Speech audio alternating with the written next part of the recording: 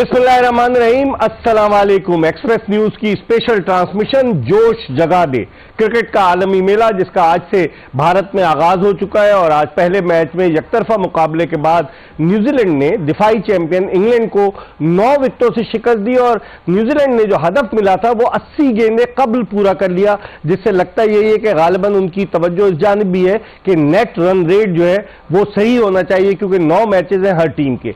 लेकिन आज जो मैच हुआ नरेंद्र मोदी स्टेडियम अहमदाबाद गुजरात में, उस मैच में जिस तरीके से बैटिंग की डेवन कॉनवे जो जोहान्सबर्ग में पैदा हुए और फिर उसके बाद वो न्यूजीलैंड शिफ्ट हो गए। और दिलचस्प बात यह है कि डेवन कॉनवे जब न्यूजीलैंड की उनको खेलने की इजाजत मिली, शिफ्ट हुए, तो उसी वक्त उनको न्यूजीलैंड क्रिकेट काउंसिल ने उनको कॉन्ट्रैक्ट दे दिया, सेंट्रल कॉन्ट्रैक्ट। और हमारे यहाँ क्या है, अबरार अहमद बगैर सेंट्रल कॉन्ट्रैक्ट के पाकिस्तानी टीम के साथ गए हुए। तो और फिर उसके बाद डेवन कॉनवे ने जो आज बैटिंग की, कमाल की। और उनके अलावा रचिन रविंद्रा जिन्होंने बहुत आला बैटिंग का मुजाहरा किया, लेफ्ट हैंडेड, पाकिस्तान के खिलाफ भी 90 ऑड रन किए थे। आज इन दोनों ने तहस नहस करके रख दिया इंग्लैंड की बॉलिंग को। और आज जिस तरह की इन्होंने बैटिंग की, कमाल की बैटिंग की। लेकिन अफसोस ये है कि 1,32,000 तमाशाइयों की गुंजाइश वाले नरेंद्र मोदी स्टेडियम में तकरीबन 35-40 हजार तमाशाई मौजूद थे। इसके हवाले से हम बात करेंगे और गुफ्तगू के लिए हमारे साथ सुबह की तरह अब भी इस वक्त भी मौजूद है पाकिस्तान के former test captain Aamir Sohail.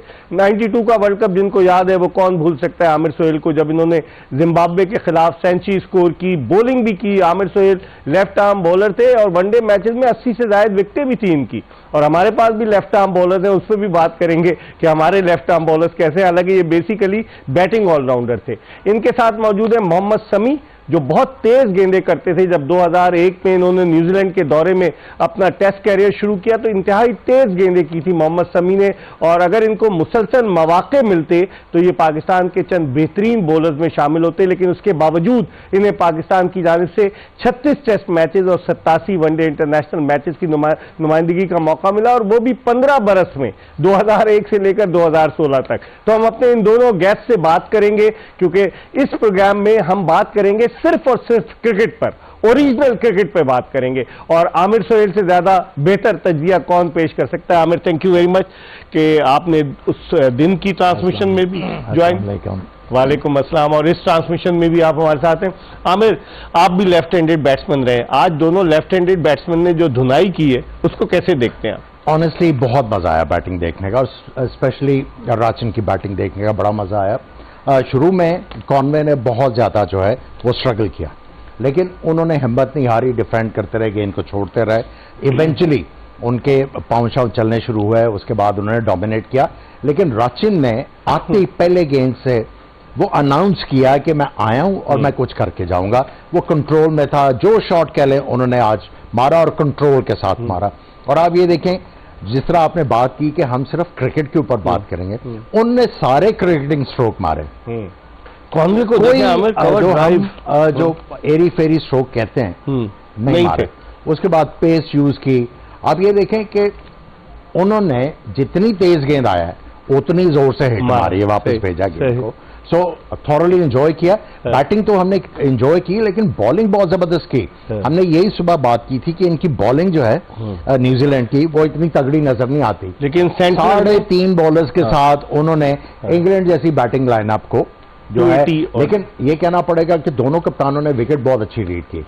और दोनों बॉलिंग करना चाहते थे क्योंकि मॉइस्चर था, विकेट रीड की और उसके मुताबिक बॉलर्स ने बॉल किए और 300 रन नहीं करने दिए। वहां से गेम जो है बड़ी आसान हो गई।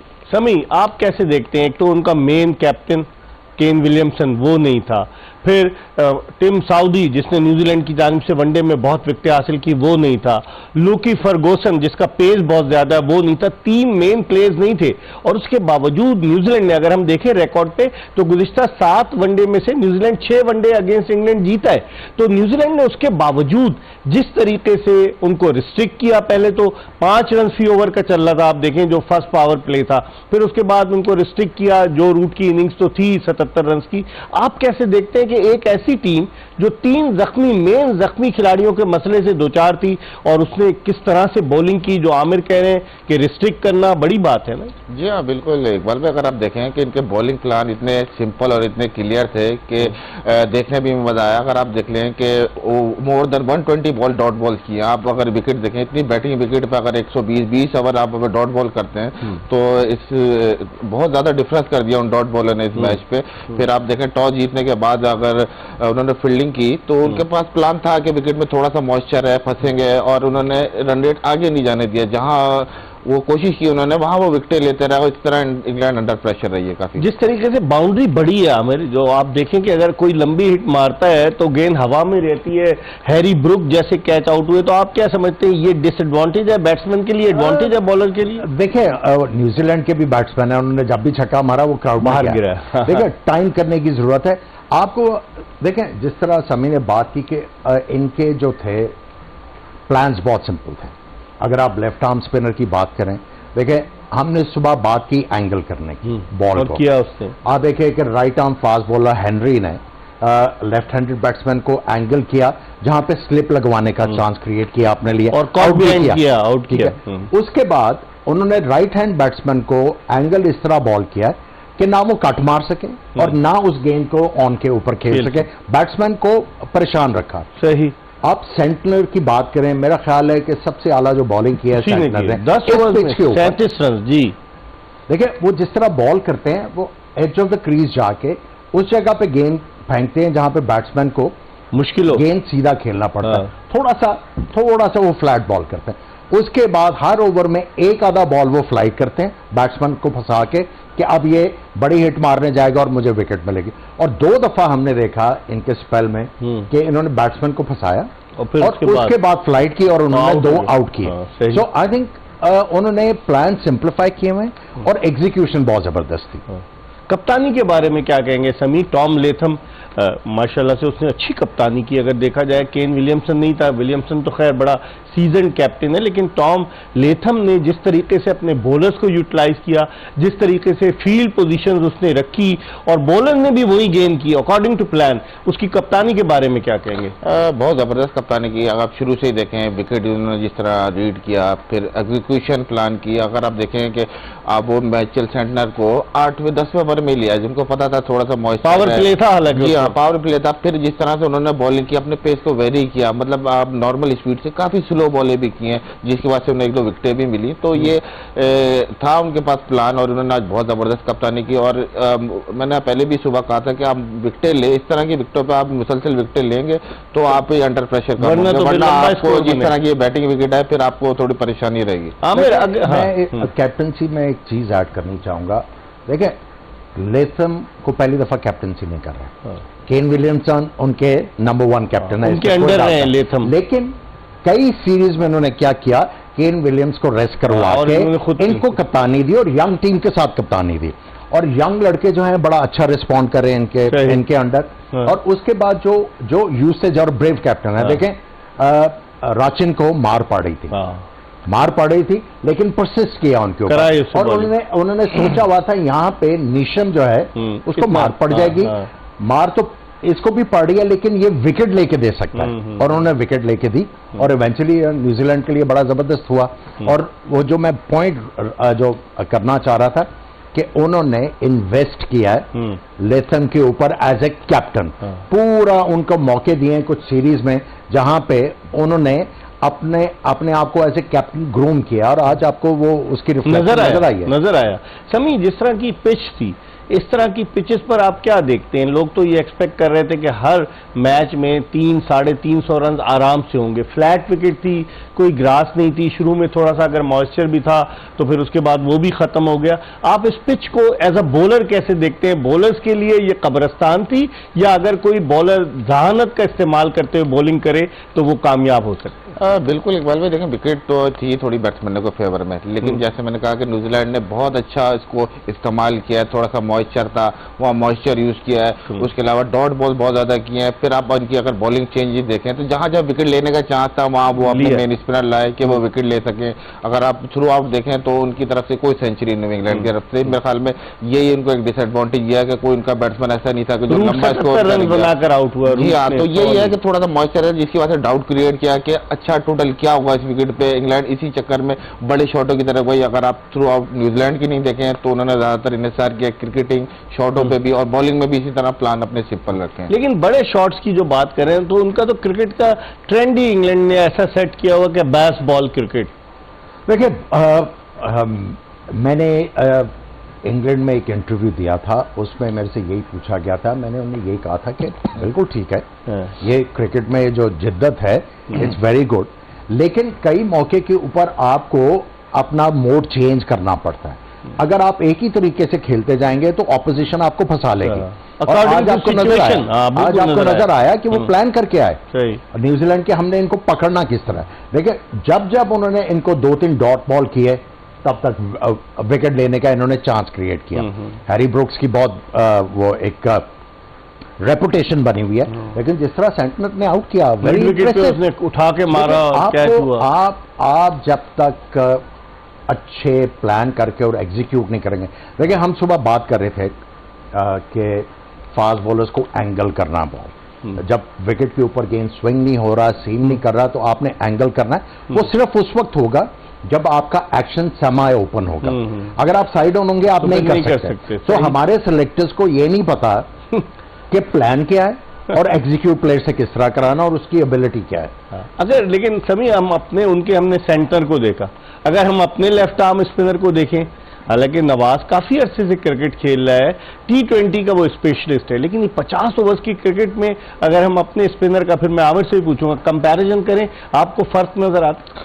बिल्कुल इकबाल भाई, फर्क नजर आता है। अगर आप देखे जाएं कि कोई स्विंग बॉलर है और स्विंग ना करे तो जाहिर सी बात है वो परेशान। इसी तरह स्पिनर का है कि अगर वो हमारे जितने स्पिनर है ज्यादातर स्पिन पे नुकसान नहीं कर रहे। फिर अगर आप देखें सेंटनर ने, जैसे मैंने कहा कि अपने पेस को बहुत ज्यादा वेरी किया आपने, और खाली एक बॉल पे रिलाई नहीं किया, ब्रेक के साथ साथ उन्होंने आर्मर पे भी रिलाई किया, मतलब काफी ज्यादा बैट्समैन से क्वेश्चन किए। फिर आप अगर लेंथ देखें तो उनको पता था इस विकेट पे वो लेंथ चाहिए जो इस पर आप आगे जा सके ना पीछे जा सके, तो वो लेंथ प्लान पे उन्होंने बॉलिंग की और वो एग्जीक्यूट किया अपने प्लान। नवाज का मैंने एक दफा नवाज से पूछा कि जब तुम्हारा नाम लिखा जाता है तो तुम्हारे नाम के आगे क्या लिखा है, तो उसने कहा left arm spinner. Allrounder, spin तो करो ना। स्पिन नहीं, जब आप तेज मारोगे वो T20 क्रिकेट की वजह से तो नहीं है तेज। देखें, बात यह है कि आपका प्रॉब्लम जो है पाकिस्तान का वो है player management, talent management and player management. आप उसको खिलाए जा रहे हैं, आप उसको ये नहीं बता रहे कि भाई आपसे हमें चाहिए क्या, आपने करना क्या, आपने करना क्या है। सही। देखिए, आप 2 छक्कों के लिए, सही, और साथ में 4-5 ओवर करवाने के लिए अगर आप दूसरे प्लेयर्स को ओवरलुक कर रहे हैं तो ये ज्यादती है। और मेरा ख्याल है कि नवाज को भी अब जो है वो रियलाइज करना चाहिए कि मुझे बहुत ज्यादा मौके मिल गए, बहुत ज्यादा मौके मिल गए, अब मुझे अपनी सिलेक्शन जस्टिफाई कराने की जरूरत है। बिल्कुल सही। लेकिन अगर हम रचिन रविंद्रा की बात करें, अंडर 19 से आया, 23 साल उसकी उम्र है, लेफ्ट आर्म स्पिनर है, बैटिंग भी करता है, और 1 डाउन पे उसको भेजा, हालांकि केन विलियमसन की जगह है 1 डाउन, लेकिन उसको 1 डाउन पर और वर्ल्ड कप के क्रंच मैच में भेजा, और वहां आकर उसने अपनी नर्व्स पे काबू पाते हुए आउट क्लास किया। आप समझते हैं कि जिस तरह आमिर कह रहे हैं कि अगर इन्वेस्ट करें हम, वो अभी 23 साल का है, अंडर 19 से आया, अगर हम इन्वेस्ट करें और उसको बताएं कि आपका रोल क्या है तो वो ज्यादा बेहतर नहीं होगा? बिल्कुल जी, रोल डेफिनेशन भी के अलावा अगर आप देखें टेक्निकल साइड भी देखें, जिस तरह से उन्होंने आज बारी की है तो दोनों तरफ खेला है विकेट, और कोशिश उन्होंने की है कि फुल फेस से खेलें बैठ के। अगर जो भी short of the length ball है उसको उसने बैकफुट पे मैनेज किया, लेकिन जितनी बॉलें आगे थी कोशिश उन्होंने की है कि फुल फेस से खेलें और इन फ्रंट ऑफ स्क्वायर खेलें। अगर आप देखें कि जिस तरह की हमारी स्लो विकेटें हैं, अगर आप इन फ्रंट खेलते हैं तो बहुत ज्यादा चांसेस होते हैं बैट्समैन के फेवर में कि वो सक्सीड हो। और यही मेरे ख्याल में इंग्लैंड ने गलती की है थोड़ा सा कि वो क्रॉस द लाइन खेले, जिसकी वजह से उनको विकेटें। आमिर, इसको रचिन रविंद्रा की बैटिंग को आप कैसे देखते हैं?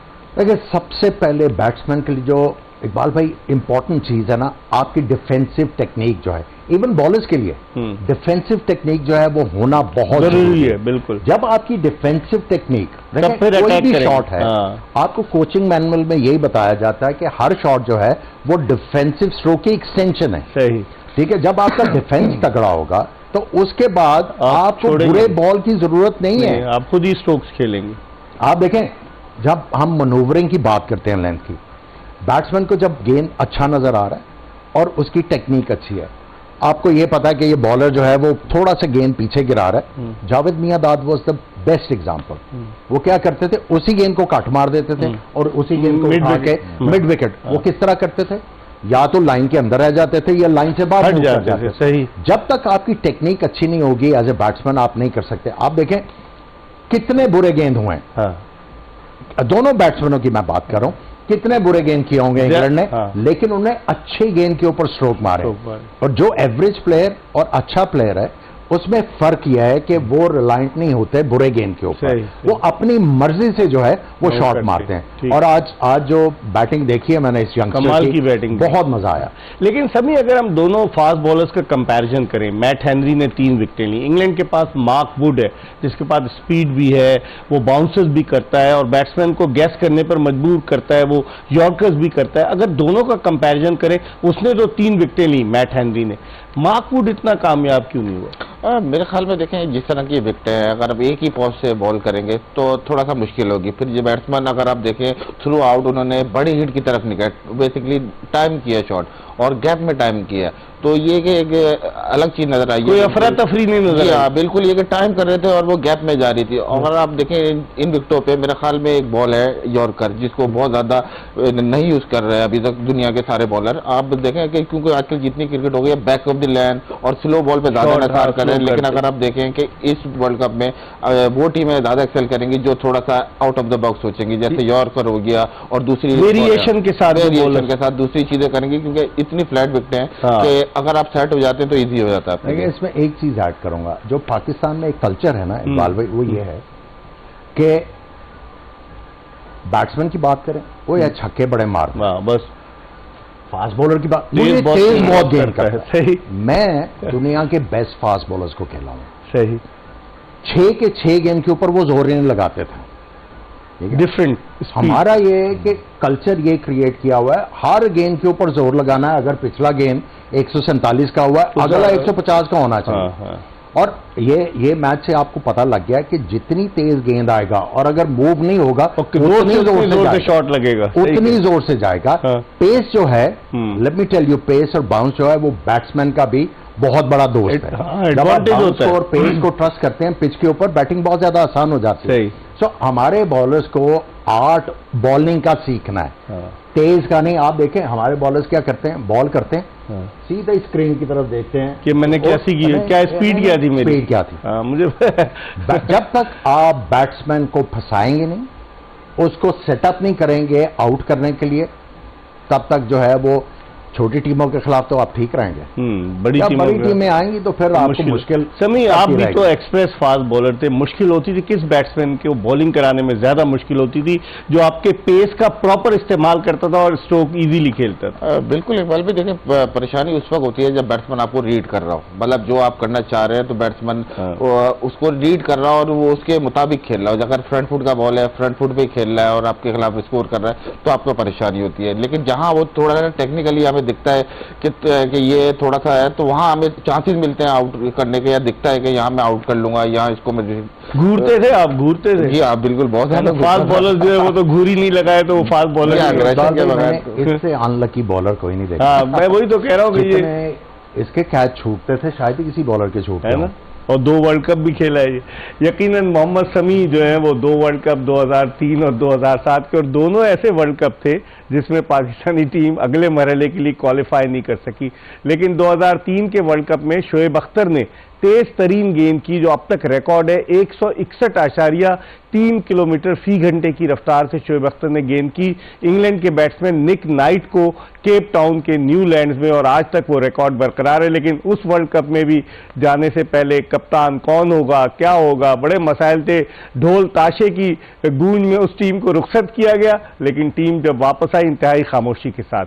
हम एक ब्रेक की तरफ बढ़ रहे हैं, लेकिन ब्रेक पर जाने से पहले हम आपसे पूछेंगे, क्या आप जानते हैं, अगर आपको क्रिकेट से दिलचस्पी है तो एक सवाल आपको स्क्रीन पर नजर आएगा, आप उसका जवाब जरूर निकालिएगा और हम जब प्रोग्राम के आखिर में आपको उसका जवाब देंगे। क्या आप जानते हैं?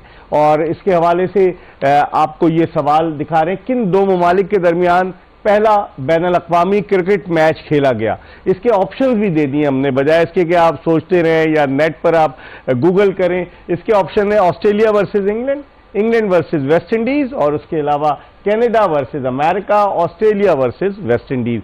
आपको सोचते रहिए और हम आपका इम्तिहान ले रहे हैं। क्या आप जानते हैं? यकीनन जब प्रोग्राम खत्म होने लगेगा तो हम इसका जवाब आपको बताएंगे। इस वक्त जोश जगा दे एक्सप्रेस न्यूज की स्पेशल ट्रांसमिशन वर्ल्ड कप 2023 के हवाले से, इसमें हम एक ब्रेक की तरफ बढ़ रहे हैं और ब्रेक के बाद जब वापस आएंगे मजीद बात करेंगे आमिर सोहेल और मोहम्मद समी से। Stay tune to Express News. Josh Jagade में ब्रेक के बाद एक मरतबा फिर आपको खुशामदीद कहते हैं। एक्सप्रेस न्यूज की स्पेशल ट्रांसमिशन और हमारा और आपका साथ रहेगा 45 दिन तक, जब 19 नवंबर को वर्ल्ड कप 2023 का फाइनल मुकाबला गुजरात के जो है अहमदाबाद के नरेंद्र मोदी स्टेडियम में खेला जाएगा। आज ओपनिंग मैच भी वहां हुआ और फाइनल मुकाबला भी वहीं पर होगा, लेकिन पाकिस्तान के मुकाबले का लोग इंतजार कर रहे हैं। मैं कुछ क्लिप्स देख रहा था भारतीय यूट्यूबर्स के, तो वहां पर मैंने देखा कि कुछ खवातीन मैच देखने आई थी, उन्हें पता ही नहीं था, कहने लगी पाकिस्तान का मैच देखने आई हूं इंडिया से। यानी कि लोगों को या तो लाया गया था क्योंकि स्टेडियम बहुत बड़ा है और आज ओपनिंग सेरेमनी भी नहीं हुई। हमें जो फ्लेयर नजर आना चाहिए वर्ल्ड कप का वो नजर आया आपको ओपनिंग? आप तो दो वर्ल्ड कप खेले आप। देखिए, जिस तरह इंडिया में क्रिकेट को बहुत बड़ा समझा जाता है, इट्स अ रिलीजन है, तो ओपनिंग मैच हो वर्ल्ड कप का और वो जो क्रिकेट के जो एफिशिएंटोज हैं वो टिकट भी संभाल के रखते हैं, उसकी बड़ी वैल्यू हो जाती है इवेंचुअली। तो ना आना मेरे लिए बड़ा हैरान कुन था। मैं वो पॉलिटिक्स की बात करना नहीं चाहता, maybe there is a political reason और समथिंग। अच्छा समीर, आप कैसे देखते? इतना बड़ा स्टेडियम खाली खाली नजर आ रहा था, अहमदाबाद का, ये तो दुनिया का सबसे बड़ा स्टेडियम, 1,32,000 तमाशाई इसमें आ सकते हैं। तो आप देखते हैं कि अगर इस तरह का खाली स्टेडियम हो तो जो मोटिवेशन लेवल है खिलाड़ियों का कम होता है, वो कहते हैं चलो जाने दो, खाली खेल रहे हैं। जी हाँ, बिल्कुल, थोड़ा सा मोटिवेशन लेवल भी कम होता है। फिर आप अगर देखें वर्ल्ड कप की इख्तितामी तस्वीर भी नहीं हुई आज, और अब जिस तरह खाली स्टेडियम ये दिखता है कैमरे पे और जिस तरह तमाशाई नहीं दिख रहे, तो ये थोड़ा सा जाता है। क्योंकि अगर आप इंडिया देखें तो ऑलमोस्ट क्राउड फुल होता है हर मैच में, लेकिन अगर आज आप देखें तो स्टेडियम खाली देख के वर्ल्ड कप का मैच, इख्तितामी मैच, तो इतना अच्छा नहीं। लेकिन आमिर, पाकिस्तान इंडिया का मैच जो 14 अक्टूबर को है, उसके लिए ब्लैक में जो टिकट बिक रहा है 2 लाख इंडियन रुपीस का है ब्लैक में, और पाकिस्तानी करेंसी में तकरीबन 4,92,000 रुपए का टिकट। और फिर उसके अलावा आप ही बता रहे थे मुझे कि हॉस्पिटल के जो लोगों ने बेड्स भी ले लिए हैं, इतनी हाइप बनी हुई है उस मैच की, क्या कहेंगे आप? देखिए, पाकिस्तान और इंडिया का मैच जब भी होता है उसकी हाइप तो है, हालांकि रेगुलर हो रहे हैं अभी। हाँ जी, लेकिन जब आप इंडिया में खेलेंगे उसकी डिमांड तो है, अलग होगी। आप देखें, इंग्लैंड में अगर पाकिस्तान इंडिया का मैच हो तो पूरी दुनिया से लोग आते हैं देखने, वेस्ट इंडीज में पूरी दुनिया के लोग आते हैं, अमेरिका, ये वो, अब साउथ अफ्रीका चले जाएं, अब पाकिस्तान इंडिया का मैच जो है वो हाउसफुल ही होता है। और जब इंडिया में खेल रहे होंगे तो वो तो बहुत ज्यादा होगी। लेकिन मुझे हैरानगी ये है कि अभी तक पाकिस्तानी फैंस के लिए वीजा अकोमोडेशन नहीं हुई, अकोमोडेशन वीजे भी नहीं मिले। मैं वही कह रहा हूँ कि हम क्या रहे हैं भाई, आईसीसी को हमें लिखना चाहिए ना, क्योंकि आईसीसी जिस मुल्क को होस्ट मुल्क बनाता है कि कोई भी बड़ा मेगा इवेंट हो, तो वो मुल्क उसे इस बात की गारंटी देता है कि हम टूर्नामेंट पे शरीक जितनी भी टीमें हैं उनके स्पेक्टेटर्स को एक लिमिटेड अमाउंट में उनको वीजा देंगे, उनके मीडिया वालों को वीजा देंगे। लेकिन यहाँ तो कुछ नजर ही नहीं आ रहा। देखिए, ये जब रॉजर बिनी पाकिस्तान में आए थे, बीसीसीआई के प्रेसिडेंट, फॉर्मर क्रिकेटर भी रहे हैं, और उन्होंने भी बड़ा कहा कि हमने पाकिस्तान की हॉस्पिटैलिटी बड़ी जो इंजॉय की है, तो उनके साथ बैठ के डिस्कशन होनी चाहिए थी कि ठीक है, हम पाकिस्तान की टीम को तो भेज रहे हैं वहां पे, जो पाकिस्तान क्रिकेट के फैंस हैं वो कैसे उनके लिए क्या जो है वो प्रोवाइड होगा। लेकिन अनफॉर्चुनेटली देखिए टीम के लिए इतनी मुश्किल से वीजे आए तो ये मेरा ख्याल है ज्यादती है। इसको हमारे क्रिकेट बोर्ड को और गवर्नमेंट को जो है सीरियसली इसको टेकअप। लेकिन हमारे क्रिकेट बोर्ड के तो मैनेजमेंट कमेटी के चेयरमैन एक तरफ रॉजर बिन्नी का हाथ पकड़ते हैं, एक तरफ राजीव शुक्ला का हाथ पकड़ते हैं और तस्वीर खिंचाते हैं, जिससे ये जाहिर होता है कि दोस्ती बड़ी मजबूत है। तो यहीं दोस्ती मजबूत थी, हम उनके एजाज में गवर्नर हाउस में भी डिनर देते हैं, आगे जाकर क्या हो जाता है दोस्ती। देखिए आप जब पाकिस्तान क्रिकेट बोर्ड के चेयरमैन की बात करें तो ये उनका फर्ज था कि मेहमान आए, उनके मेहमान नवाजी होनी चाहिए, लेकिन उसके साथ साथ आपको अफर्मेटिव होने की जरूरत थी कि ओके देखिए आप हमारे साथ पाकिस्तान में आके क्रिकेट नहीं खेलते, हम अपनी टीम को दोबारा से भेज रहे हैं उधर, तो हमें ये फैसिलिटेशन चाहिए। हाँ बिल्कुल, ये हर चीज जो है वो तय होनी चाहिए थी वहां पे, लेकिन नहीं पहले तय करके आप प्री रेक्विजिट कर देते ना कि भाई पाकिस्तान की टीम आएगी, इस सूरत में इतने वीडियो में पाकिस्तान की टीम आएगी। अगर आप पूरा करते हैं और उसका टाइमलाइन ये सही, ये सारा कुछ जो है पहले से होना चाहिए, ये हफ्ता 10 दिन पहले सही उनकी एम्बेसी को जो है वो गवर्नमेंट की तरफ से इंस्ट्रक्शंस आनी चाहिए थी कि पाकिस्तान के जो लोग हैं उनको आपने फैसिलिटेट करना है। 2011 के वर्ल्ड कप में किया था हमें। लेकिन आप सबको अहमदाबाद का वीजा ना दें, लेकिन आप ये है कि आप एक कोटा तो क्रिएट कर सकते थे ना। ओके 3 शहर ये हैं, यहाँ पे इतना सेट ऑफ जो फैंस हैं वो जाएंगे, इन 3 शहरों में इतने सेट ऑफ जो फैंस हैं वो जाएंगे, क्योंकि पाकिस्तान भी सारी ऑलमोस्ट ग्राउंडों पे मैच खेल। बिल्कुल।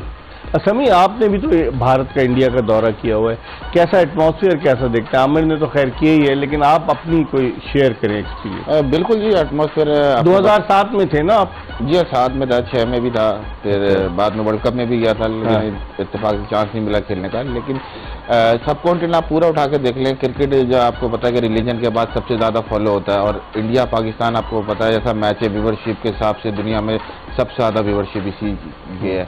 तो जिस तरह आमिर भाई ने भी कहा कि ये जो है ये पॉलिटिकल इशू एक साइड पे, लेकिन इन लोगों को एंटरटेन करना चाहिए था, ख्याल करना चाहिए था, क्योंकि हमारे भी जर्नलिस्ट हैं, हमारे भी शौकीन हैं। इस तरह आप देखें दुनिया भर से शौकीन आए हुए होंगे इंडिया, लेकिन पाकिस्तानी एज अ पाकिस्तानी हम स्ट्रगल कर रहे हैं अभी तक। आमिर, जो फॉरेन मिनिस्ट्री और क्रिकेट बोर्ड को भी इसमें इन्वॉल्व होना चाहिए था, आप समझते हैं? देखिए यहाँ पे जब बीसीसीआई के प्रेसिडेंट और दूसरे लोग आए थे, वहां पे आपके फॉरेन मिनिस्टर को या फॉरेन सेक्रेटरी को बैठना चाहिए था, उनसे बात करनी चाहिए, उनसे बात करनी चाहिए थी। देखिए ये क्रिकेट के अलावा जो है ये पॉलिटिकल इशू है, और इसमें आपने ठीक है उनकी हॉस्पिटैलिटी बड़ी जबरदस्त की, लेकिन साथ साथ आपको जो है वो पॉलिटिकल साइड ऑफ जो अफेयर्स थे उसको भी जो है कवर करने की जरूरत थी। वहां पे अगर आपके फॉरेन मिनिस्टर या फॉरेन सेक्रेटरी बैठे होते तो आप बैठ के पहले सारी चीजें तय करते, और ये 10 दिन पहले जो है वो हर चीज जो है इन प्लेस होती, लेकिन अनफॉर्चुनेटली नहीं हो सका। अब कल के मैच को आप कैसे देखते हैं? पाकिस्तान वर्सेस नेदरलैंड, पाकिस्तान की बड़ी मेहमान नवाजी हुई, तकरीबन 12 दिन तक पाकिस्तानी क्रिकेट टीम हैदराबाद में रहेगी। वीवीएस लक्ष्मण का शहर, जिसे वो कहते हैं वेरी वेरी स्पेशल लक्ष्मण, फिर अजहरुद्दीन का शहर, फिर मोहम्मद सिराज अभी उठकर आए हैं, उन्होंने क्या बॉलिंग की है एशिया कप के फाइनल में। तो हैदराबाद में पाकिस्तान को आप समझते हैं कि क्राउड थोड़ा बहुत सपोर्ट मिलेगा? बिल्कुल। पाकिस्तान देखिए, पाकिस्तान क्रिकेट के फैंस हर जगह पे हैं।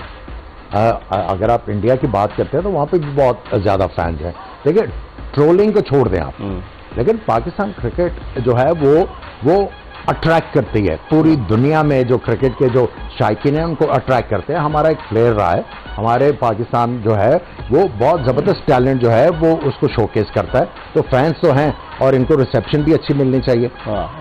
और पाकिस्तान क्रिकेटिंग की बात करें तो मैं समझता हूं कि ठीक है, पाकिस्तान क्रिकेट जो है टीम उसने एशिया कप में स्ट्रगल किया, इश्यूज हैं उनको, लेकिन क्रिटिसिज्म भी बहुत ज़्यादा हुआ। उनको ये सारी चीज़ें भुलानी है। अब जो उनको करने की जरूरत है, जो हारने का फेयर है उसको अपने सिस्टम से बाहर करना है, और कॉन्फिडेंस से आप रेमिनेस करें। आप साल पहले आप कहां पे थे, कितनी आला परफॉर्मेंस दे रहे थे, आप उन अच्छी चीजों को याद करके और आप जो है मैदान में आए। और फखर जमान जो स्ट्रगल कर रहे हैं, और आपके जो ओपनर हैं इमामुल हक, देखिए वो डिफेंसिव खेल के डॉट बॉल्स बहुत कंज्यूम कर रहे हैं। उनको सिर्फ ये कहना है कि भाई जाओ खेलो। अपनी नेचुरल गेम खेलो, जैसे कॉन्वे ने और उसने खेली। नेचुरल गेम खेलो यार, कोई फर्क नहीं पड़ता। आपको हम 3-4 मैचेस जो हैं वो खिलाएंगे अगले, आप जाके नेचुरल गेम खेलो, आप बाहर होने का डर दिल से निकालो और हमें मैच जितवाने के लिए मेहनत करके दिखाओ। समी एक जुमले में बताइए, फिर मैं ब्रेक पर जाऊंगा। कॉम्बिनेशन पाकिस्तान का क्या देखते हैं? 3 फास्ट बॉलर के साथ जाएगा पाकिस्तान नेदरलैंड के खिलाफ? जी हाँ, मेरे ख्याल में 3 फास्ट बॉलर से जाएगा। अगर आप रिसेंटली हारिस रऊफ, शाहिनशाह अफरीदी और हसन अली। जी हाँ, मेरे ख्याल में वसीम जूनियर का मुश्किल लगता है मुझे, क्या कहते हैं? मेरे ख्याल में मुश्किल लगता है क्योंकि रिसेंटली उसको तो पाकिस्तान का अब्दुल रज़ाक कहते हैं, ऑलराउंडर है वो। जी हाँ बिल्कुल, लेकिन अभी तक उस तरह डिलीवर नहीं कर पाए। रज़ाक भाई आपके सामने है कि उन्होंने काफी ज्यादा डिलीवर किया पाकिस्तान के लिए। हाँ, देखते हैं क्या होता है। अभी हम एक ब्रेक की तरफ बढ़ रहे हैं और जब ब्रेक के बाद वापस आएंगे तो आमिर सुहेल और मोहम्मद शमी से पाकिस्तान के कॉम्बिनेशन के हवाले से पूछेंगे कि कल किस तरह की टीम पाकिस्तान को मैदान में उतारनी चाहिए और क्या होगा। उमूमन टीमें इस तरह की फ्लैट पिचेस पर पहले बॉलिंग को तरजीह देती हैं ताकि बाद में हदफ का ताक़ुब हो। क्या होगा उसमें, सिनारियो क्या होगा, ये आमिर सुहेल और मोहम्मद शमी से पूछेंगे एक ब्रेक के बाद। जोश जगा दे एक्सप्रेस न्यूज की special transmission. Welcome back after the break. आप देख रहे हैं जोश जगा दे एक्सप्रेस न्यूज की स्पेशल ट्रांसमिशन और इस ट्रांसमिशन में हम बात कर रहे हैं सिर्फ और सिर्फ क्रिकेट की और क्रिकेट के टेक्निकल पॉइंट्स पर, क्रिकेट के हवाले से दीगर जो चीजें उन पर डिस्कस कर रहे हैं। और हमारे पैनल में मौजूद है पाकिस्तान के former captain, former chief selector, former director national cricket academy और इंटरनेशनल कमेंटेटर आमिर सुहेल, और उनके साथ मौजूद है पाकिस्तान के साबिक test fast bowler Mohammad Shami के जिन्हें वनडे और टेस्ट दोनों में पाकिस्तान की जानिब से हैट्रिक करने का एजाज हासिल हुआ। इन दोनों से हम बात कर रहे हैं। आमिर, अब नेदरलैंड की टीम, लोग कहते हैं कि थोड़ा सा इजी ना ले उनको, पाकिस्तान कहे कि ना तजुर्बाकार है, हालांकि नेदरलैंड इससे पहले भी वर्ल्ड कप खेल चुकी है। आप क्या समझते हैं, किल के लिए जाना चाहिए, कॉम्बिनेशन क्या होना चाहिए पाकिस्तान का? देखिए, पाकिस्तान का कॉम्बिनेशन जो ज़्यादा से ज़्यादा आप ट्वीक कर सकते हैं वो ये है कि आप लेफ्ट आर्म स्पिनर की जगह 2 लेग स्पिनर खिला सकते हैं। ठीक है, उसके बाद आपको शाहीन शाह अफरीदी के साथ नई गेंद कौन करेगा, इनमें से कौन करेगा? देखिए आप अगर हसन अली को लेके आए हैं, उनकी एक्सपीरियंस की वजह से लेके आए कि अगर आपके जो न्यू बॉल बॉलर थे वो अनफिट हो गए, अनफिट हुए हैं, तो उनकी रिप्लेसमेंट लेके आए, तो फिर इन्हीं को खिलाना आपने। आप देखिए, वसीम जूनियर काफी अरसे से मैच नहीं कैरी कर रहे हैं ना, उसको कैरी कर रहे हैं। और देखिए, अगर आपको उनके ऊपर इतना कॉन्फिडेंस नहीं है, you should look somewhere else. अगर आप इनको प्रेफर नहीं करते कि आप क्रंच मैच में इनको खिलाने का चांस नहीं लेना चाहते, तो फिर इनकी जगह किसी और के बारे में सोचना चाहिए। क्या कहेंगे समी, पाकिस्तान का बॉलिंग अटैक आपकी नजर में कैसा होना चाहिए? इस तरह की फ्लैट पिचेस पर पाकिस्तान दोनों मैचेस हैदराबाद में खेला, एक मैच में पाकिस्तान के खिलाफ न्यूजीलैंड ने 346 रन किए, एक मैच में पाकिस्तान के खिलाफ ऑस्ट्रेलिया ने 351 रन किए। तो आप पाकिस्तान के बॉलिंग अटैक को कैसे देख रहे हैं? कल इम्तिहान है पाकिस्तानी टीम का। बिल्कुल इकबाल भाई, इम्तिहान तो जरूर है, लेकिन मैं समझता हूँ कि अगर आप बजाय फास्ट बॉलर का अगर आप देखें इतना स्विंग सीम विकेट में नजर नहीं आया, तो क्यों ना आप स्पिनर से अटैक किया जाए। क्योंकि हमारे कौन है ऐसा स्पिनर हमारे, मतलब इमाद वसीम तो है नहीं, इमाद नहीं है, लेकिन नवाज साहब ट्राई आउट कर सकते हैं क्योंकि मिडिल ओवर में भी हमारे स्पिनर विकेट नहीं ले पा रहे। तो क्यों ना आप इनको नया बॉल देके आप चांस लें कि अगर विकेट लें, क्योंकि आप नेदरलैंड भी है, नेदरलैंड आपको पता है स्पिनर के खिलाफ हो सकता है स्ट्रगल करे, तो आपको स्पिनर से चांस ले सकते हैं। कोई आउट ऑफ द बॉक्स चीज करनी पड़ेगी। जी हाँ बिल्कुल, क्योंकि जिस तरह की विकेटें देख रहा हूँ मैं और जिस तरह के टोटल दिखते जा रहा हूँ, मुझे लग रहा है कुछ आउट ऑफ द बॉक्स आपको सोचना पड़ेगा। मैं समझता हूँ कि आइडिया तो समी का ठीक है, आउट ऑफ द बॉक्स सोचने की जरूरत है, लेकिन ये आपका पहला मैच, इसमें ज्यादा तजुर्बा ना करें। आप क्या आप वो वाला तजुर्बा करेंगे जिसको आप कैरी फॉरवर्ड करेंगे। अगले मैच में भी ये करेंगे। एक मैच आपने इस मैच में जिसको भी खिलाना उसको कॉन्फिडेंस देने के लिए खिलाना है कि जब आपके तगड़े मैच आएंगे तो ये जो प्लेयर है हमारे लिए कोई मैच विनिंग परफॉर्मेंस है। अगर आप पहले मैच से आप करोगे तजर्बा, हाँ अगर तो टर्निंग ट्रैक है तो उसमें कोई मजायका नहीं। लेकिन बजाय लग नहीं रहा है हैदराबाद में टर्निंग ट्रैक, मुझे मुश्किल नजर आ रहा है। तो आई थिंक पहले मैच में आपको जो है कॉम्प्रिहेंसिवली हराना चाहिए। देखिए, आपको याद होगा वेस्ट इंडीज वाला मैच, पाकिस्तान जब नॉटिंघम में उस मैच की वजह से आपका रन रेट इतना नीचे चला, पॉइंट्स इक्वल थे, सेमीफाइनल में क्वालिफाई कर सके। उसके बाद आज जो मैच जीता है न्यूजीलैंड, उससे भी उनको बहुत ज्यादा फायदा होगा। तो पाकिस्तान को भी जो है वो एक बड़े मार्जिन से ये मैच जीतना चाहिए कि खुदा ना खास्ता अगर आपका इस वर्ल्ड कप में कोई मैच बहुत बुरा चला जाता है, तो फिर वो कॉम्पनसेशन हो जाए उस चीज सही सही। आमिर सोहेल ने बड़ी अच्छी बात की, क्योंकि नेदरलैंड्स की टीम का तजुर्बा तो इतना नहीं है, लेकिन बाज़ औकात ये मिनोज टीमें जो है ना ये हरा देती हैं। पाकिस्तान को आपको याद होगा आयरलैंड ने हरा दिया था वेस्ट इंडीज़ में जो वर्ल्ड कप हुआ था। समी शायद उस टीम के मेंबर थे 2007 में, जहाँ इंज़माम उल हक आंसुओं के साथ रुखसत हुए, उन्होंने क्रिकेट को खैरबाद कहा। और उसके अलावा भी बहुत सारे ऐसे मैचेज हैं, मैं आपको एग्जांपल दे सकता हूं जहां छोटी टीमें जो हैं वो बड़ी टीमों को हरा देती हैं। तो अब पाकिस्तान को बड़ा कॉशियस होना होगा, इस हवाले से हम मजीद बात करेंगे, लेकिन इस वक्त हम जोश जगा दे में एक ब्रेक ले रहे हैं और ब्रेक के बाद प्रोग्राम के आखिरी चंक में आमिर सोहेल और मोहम्मद शमी से बात भी करेंगे, और जो आपसे पूछा था क्या आप जानते हैं उसका जवाब भी आपको देंगे। कहीं जाएगा नहीं, हमारा इंतजार कीजिएगा। प्रोग्राम के आखिरी ब्रेक के बाद जोश जगादे में एक मरतबा फिर आमिर सोहेल और मोहम्मद शमी के साथ आपको खुश आमदीद कहते हैं। चंद मिनट बाकी रह गए, लेकिन एक हमारा सेगमेंट है कि आप आस्क MIB से आप पूछें, और इस सेगमेंट को हम आपको दिखाते हैं कि क्या पूछना चाह रहे हैं। कोई ना कोई सेलिब्रिटी, कोई ना कोई ऐसी शख्सियत जिसको लोग जानते हों, और वो अगर कोई हमसे सवाल करना चाहे तो उसका जवाब जरूर देंगे। मिर्जा इकबाल बेग। मेरा सवाल आपसे ये है कि क्रिकेट की अगर मैं हिस्ट्री की बात करूं तो क्या कोई ऐसा खिलाड़ी मौजूद है जिसने एक ही टेस्ट मैच में एक तरफ सेंचुरी बनाई है और दूसरी तरफ 10 विकेटें लेने का एजाज भी अपने नाम किया है? इन्होंने अच्छा सवाल किया। 10 विकेटें मींस के दोनों इनिंग्स में मिलाकर 10 विकेटें, वरना 10 विकेटें तो जो है वो जिम लेकर ने भी ली थी, अनिल कुंबले ने भी ली, एजाज पटेल ने भी ली, लेकिन एक इनिंग्स मिली। ये पूछ रही तो बहुत सारे ऐसे हैं, एक नहीं है। और बीसी यानी कि इयन बोथम जो है वो उन्होंने ये कारनामा सर अंजाम दिया है। और मुझे याद है इयन बोथम एक दफ़ा फैसलाबाद जा रहे थे कमेंट्री करने के लिए, PIA की फ्लाइट लेट हो गई, तो बोथम ने कहा कि चार्टर्ड प्लेन कर लो, हम चलते हैं। इकबाल कासिम और मैं भी साथ थे, तो आप अंदाजा लगाएं कि वो कितने प्रोफेशनल थे। आमिर, बोथम के साथ आपका इंटरेक्शन रहा है? पहले तो काफी ज्यादा बुरा था वर्ल्ड कप 92 वर्ल्ड कप के बाद, फाइनल के बाद, लेकिन उसके बाद चीजें सेटल डाउन हुई और बहुत ज्यादा दोस्ती हो गई और मिलना जुलना बड़ा फ्रीक्वेंट है। और जो आपका एक्सपीरियंस है मेरा भी है ना। जिम्बाब्वे में थोड़ा सा उनकी अनबन होगी, तो हम बुलवाया से हरारे जा रहे थे, तो वो फ्लाइट का कोई चक्कर था बिजनेस क्लास। उन्होंने कहा उठ यार आमिर चल हम चार्टर प्लेन करके वो यही समी, आपकी भी अगर इयन बोथम से तो कभी इंटरेक्शन हुआ आपका?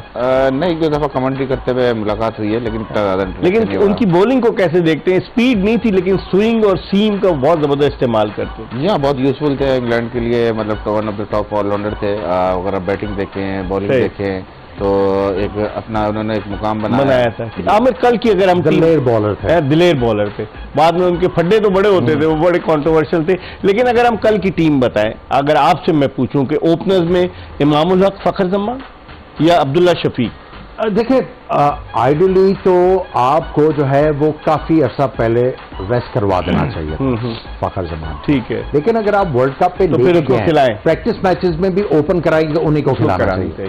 और अब चलते हैं कि क्या आप जानते हैं, वो जो हमने शुरू में एक सेगमेंट में आपसे पूछा था, तो आप हैरान हो जाएंगे इसका जवाब सुनकर के जो पहला मैच था उन दो टीमों के दरमियान खेला गया जहां जो इंटरनेशनल क्रिकेट अब नहीं खेलती, हालांकि 75 का वर्ल्ड कप खेली थी कनाडा की टीम। कनाडा और USA, अमेरिका और कनाडा के दरमियान पहला इंटरनेशनल क्रिकेट मैच 1844 में खेला गया। इससे यकीनन आपकी मालूमात में इजाफा होगा। इसके साथ ही जोश जगादे की ये एपिसोड अपने इख्तिताम को पहुंची। इंशाअल्लाह अगर जिंदगी ने वफा की तो कल, चूंकि पाकिस्तान नेदरलैंड्स का मैच है, कल दोपहर 12:30 बजे आमिर सोहेल और मोहम्मद शमी के साथ दोबारा आपकी खिदमत में हाजिर होंगे। मिर्जा इकबाल बेग और एक्सप्रेस न्यूज की पूरी प्रोडक्शन टीम को इजाजत दीजिए। अल्लाह हाफिज।